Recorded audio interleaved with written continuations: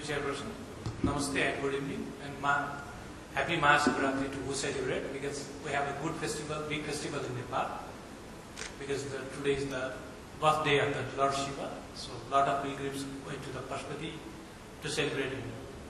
And with the Chairperson and Mr. Haraj, I have nothing to say because they already spoken about all the interconnections, facilities and all the things. Basically, the energy security related with the right to life, because we cannot live without water, energy and other things. And with the water, we already discussed yesterday about the food and climate change and environmental issue that will be about the energy security. And overall status of Nepal has the potential about 83,000 megawatt, and 43,000 megawatt is economical viable, but that is only the Q40 discharge. If you are going to the much bigger than that, the potentiality will going up. And our Energy and Water Commission now set up one task force about how many potential about Nepal's hydropower, and within the next year they submit the report and then this data will be changed. Hydro as the key natural resource able to proper growth and development in Nepal as well as in the region, because Nepal has a huge trade deficit with India, and that will be fulfilled by the extent of the power. And the government of Nepal has an accepted strategy for hydropower development as open for business to implement, and it's about the economic commodity. Exporting power means to increase the overall development of the country. Nepal has cross-border transaction with India only, and right now we have 12 years power cut in dry season, even imported about 200 megawatt from India also, because in the wet season we don't have that much power cut, but in the wet season, dry season we have the 12 hours. Right now we have the power cut. And renewable resources like in Tibetan Plateau and Himalayan, that we can make by the ice and all the things, snow, that we can make the hydropower. And we have a big hydropower also, that is Pancheshwar about, now that is finally about 5,600, and the Karnali Chishapani, that will be 10,900 to 10,800 to 900. And Upper Karnali, which we provided license to the GMR. Now PTA and concession agreement is discussed with the GMR, and now GMR is I found the one French company about the equity and all the things. So that if that will be finalized within 3 or 4 months, that will be after 4 or 5 years after the power will be exported to the India. And we have Naxal Ghat, Budi Gandaki, Saptakoshi. We have the Saptakoshi High Dam project jointly by the India and Nepal, but that is not going to process because of some political agenda in the Nepal, because I will talk in later. And export market, India is our export market in first stage, but like earlier the Pakistan delegation told about they can also took power from the Nepal because of the transmission line allows in that matter. And with the expansion of the South Asia regional grid and enhanced level of the cooperation among countries of South Asia region are potential market.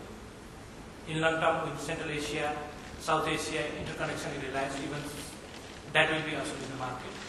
China our market is not impossible, particular, but in 3 months before, the Chinese delegation came to about the Tibet area. They want to share the power to Nepal also, about 100 megawatt near to the Rishwa. That will be the near border of the Nepal, so that will be also, we can export to the China, India also. In the regional interconnection, we have made now the 400 kV line. Now we finalized the tendering, and about 26 months, after 26 months that will be constructed, and then the power from Nepal to India and India to Nepal can be export and import easily. And that from the India it can go Pakistan, Bangladesh, Sri Lanka and people. What are because Indian industry market at wholesale level, but most of the developers who comes to Nepal to develop, they want to long-term PPA. They don't want to go to the market like a private merchant power trading in shutdown, because basically most of the things, most of the materials goes from the India, even cement, even steel, all the things. So the price of the Nepal hydro is much more higher than India, because there is a taxes and all the things.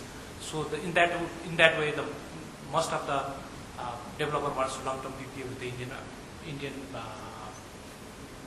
power maker. But that will be because India has a different model that they have to, the tariff will be determined by the commission. So how these are interconnection and interchanges, that will be the model. And what are the other options? Possibility of accessing South Asia and Central Asia. And from 2017 to 70 to 80, 2,000 megawatt surplus in wet and 50 less in the dry in Nepal, because of the run of the river. We have lost a lot of power of the run of the river. So 2,000 megawatt surplus in the 7 months, and we have about 500 megawatt less in the dry. So with the support of the power exchange, we can fulfill the gap and we can sell the other things also.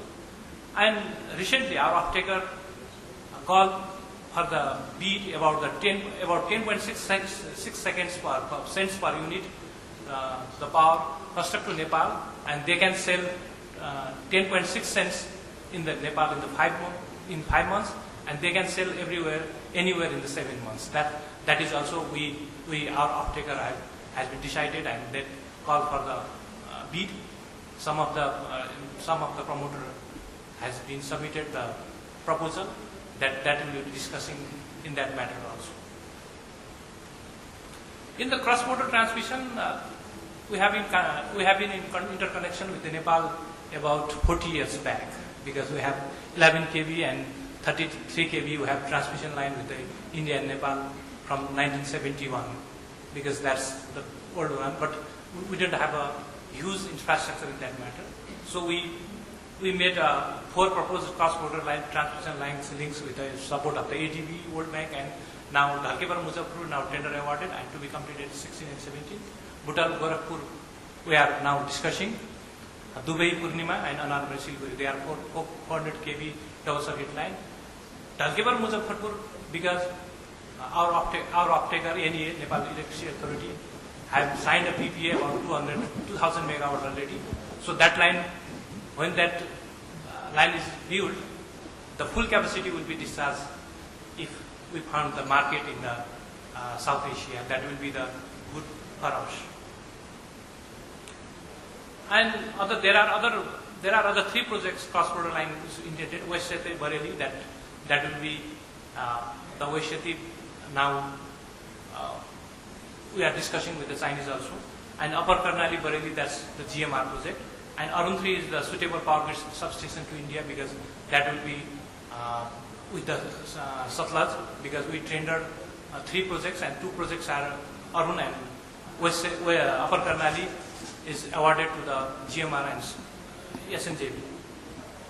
And long-term transmission vision for 10,000 megawatt will be seated by the India and Nepal. That will be the domestic backbone network, east-west trunk line, middle trunk line, basin-wise north-south interconnection like Marsangdi corridor. We are now discussing with the ADB, because there are a lot of Indian and Nepalese developers who wants to build power in that matter, and we have some have the signed PPA. So we are planning 400 kV line to that Marsangdi corridor, and 2020 kV transmission line in the Trishuli, that because from the Rashwa to Bardaghat, that Malihu, that line is going. And in my view, that government should build transmission line with like roads, because if there is a transmission line, the promoter will come to make a generation plant and all the things. If you do not build the transmission line, if it is connected with the generation, the price will be high.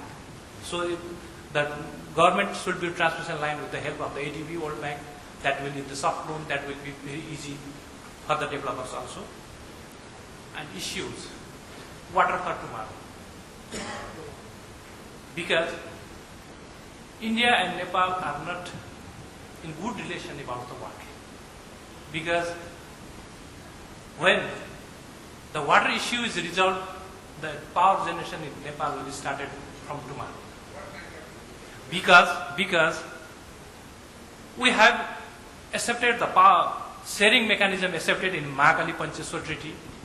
That will be happen in 2051. It's about 20 years, but that is not implemented. In that treaty, the flood control and regulated water issue was resolved. Because India has paid a huge money in that matter. Because about 70%,